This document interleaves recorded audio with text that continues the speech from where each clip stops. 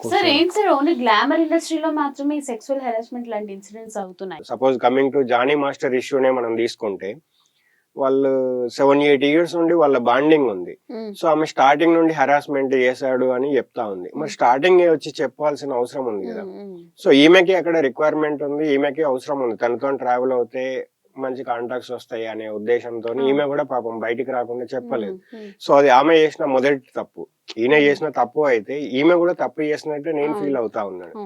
ఎందుకు అంటే ఇప్పుడు మీరే ఆ ఫస్ట్ రోనే మీరు తుంచేస్తే అది కేసు పెట్టడమో లేకపోతే అక్కడ ఉన్న హయ్యర్ అథారిటీస్ కి మన ఇష్యూని తీసుకెళ్తే అతన్ని మూవీ నుండి తీసేయడమో షోల నుండి తీసేయడమో జరిగేది. ఈమె అక్కడ సైలెంట్ గా ఉండడం వల్ల ఇంత దూరం దాకా వచ్చింది. సో ఆమె అంటే నేను కొన్ని న్యూస్ ఛానల్ టెలికాస్ట్ అయిన దాంట్లో మనం చూడడం జరిగింది. చాలా పర్సనల్ గా వాడుకున్నాడు జానీ మాస్టర్ అనేసి మనం చూస్తా ఉన్నాం. సో ఇది ఇన్ని ఇయర్స్ ఎందుకు కంటిన్యూ అయింది, ఇప్పుడు వచ్చి ఈమె ఎందుకు రైజ్ చేస్తా ఉన్నది అనే విషయంలో కూడా మనం ఆలోచిస్తే ఏమవుతుంది అంటే ఆయన చేసిన తప్పైంది, ఈమె కూడా తప్పు చేసినట్టే మనం ఫీల్ అవ్వాల్సి వస్తా ఉంటది. సో ఈమె అడ్వాంటేజ్ ఇవ్వడం వల్లనే కదా తను అట్లా కంటిన్యూ అవుతా ఉన్నాడు. సో ఇన్ని రోజులు ఈమె ఎందుకు సైలెంట్ గా ఉన్నది? ఆమె ఎడ్యుకేటెడే, అంటే నేను తను చూసిన ట్విట్టర్ లో అక్కడ ఇక్కడ పోస్ట్ అవుతా ఉంటే చూసే ఉన్నా. సో అంత మంచి నాలెడ్జ్ ఉన్న పర్సన్ ఎందుకు సైలెంట్ గా ఉన్నది? సో ఒక స్ట్రాంగ్ ఉమెన్ ఎప్పుడైనా కానీ ఏదైనా ఇష్యూ ఫేస్ చేసినప్పుడు ఇమ్మీడియట్లీగా రియాక్ట్ అవ్వాలి. అంత అయిపోయిన తర్వాత వచ్చి కేసు పెట్టడం వల్ల ఇండైరెక్ట్ గా వాళ్ళ పరువు తీసినట్టు అవుతుంది, ఇండస్ట్రీ పరువును కూడా తీసినట్టు అవుతా ఉంటుంది. సో ఎందుకంటే ఇప్పుడు మనం జానీ మాస్టర్ గురించి ఎందుకు ఎక్స్క్లూజివ్ గా చెప్పాల్సి వస్తుంది అంటే ఈ 2-3 డేస్ నుండి కంప్లీట్ ఏ న్యూస్ ఛానల్ చూసినా అదే ట్రెండ్ అవుతా ఉంది.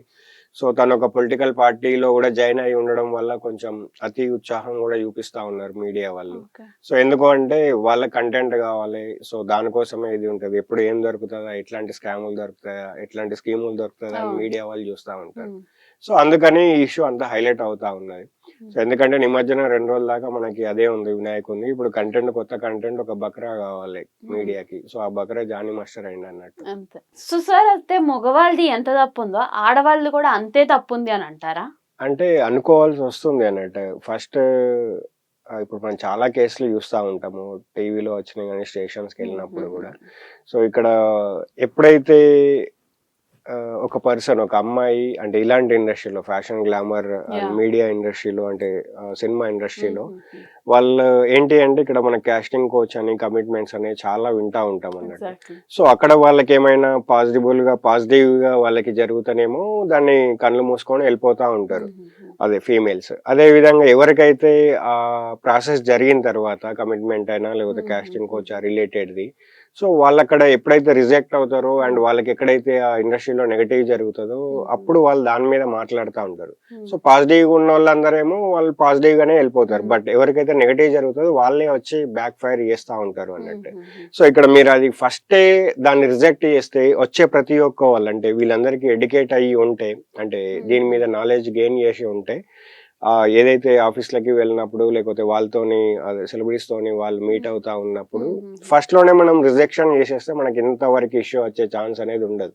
So according to that point ఏంటంటే వీళ్ళు అడిగే వాళ్ళది లేకపోతే వాళ్ళు ఎవరైతే హరాస్మెంట్ చేస్తున్నారో స్టార్టింగ్ లోనే తుంచేస్తే ఇంత సీన్ అయితే జరగదు అనేసి నా ఉద్దేశం. అండ్ అదే విధంగా ఏంటి అంటే ఇలాంటి ఇష్యూస్ ని మనము అరిగట్టాలి అనేసి అనుకుంటే, అంటే ఐ మీన్ ఏమంటారు, ఇలాంటివి జరగకుండా ఉండాలి అనేసి అనుకుంటే కంపల్సరీ మనం అయితే ఏదైతే ఉమెన్ అయితే ఉన్నారో, ఎందుకంటే ఎఫెక్టివ్ పీపుల్ అయ్యేది ఉమెనే కాబట్టి, గర్ల్సే కాబట్టి, సో వాళ్ళకి స్కూల్లో, కాలేజీలో 100% దీని మీద ఒక సబ్జెక్ట్ ని చేర్చి హౌ టు ప్రొటెక్ట్ అనేది వాళ్ళని వాళ్ళు ఎలా ప్రొటెక్ట్ చేసుకోవాలని నేర్పించాలి. అండ్ మనం ఎలా బిహేవ్ చేయాలి, ఇలాంటి ఇష్యూస్ వచ్చినప్పుడు రియల్ గా వాళ్ళకి ప్రాక్టికల్ గా చేసి చూపించాలి. అండ్ ఎలాంటి కేసెస్ ఉంటాయి అనేది, పోలీసులని ఎట్లా సంప్రదించాలి అనేది, ఇవి ఎవ్రీడే క్లాసెస్ లో ఒక వాళ్ళకి 10 to 15 minutes క్లాసెస్ అనేది కండక్ట్ చేస్తూ ఉంటే 100% వాళ్ళకి ఒక నాలెడ్జ్ గెయిన్ అవుతుంది. ఎందుకంటే చాలా మంది గర్ల్స్ ఏంటి అంటే వాళ్ళది వాళ్ళు చెప్పుకోలేక, వేరే వాళ్ళకి చెప్పలేక ఇలాంటి ఇష్యూస్ బాధపడి ఆ ట్రాప్ లోనే పడిపోయి దాంట్లోనే వెళ్ళిపోతా ఉంటారు. సో అలాంటప్పుడు ఇలాంటి ఇష్యూస్ పాపం ఇప్పుడు 7-8 years నుండి సెక్సువల్ హెరాస్మెంట్ అనేది జరుగుతూ ఉన్నది కదా. సో అది స్టార్టింగ్ లోనే ఇలాంటి నాలెడ్జ్ ఉంటే ఆమె బయటపడేదేమో.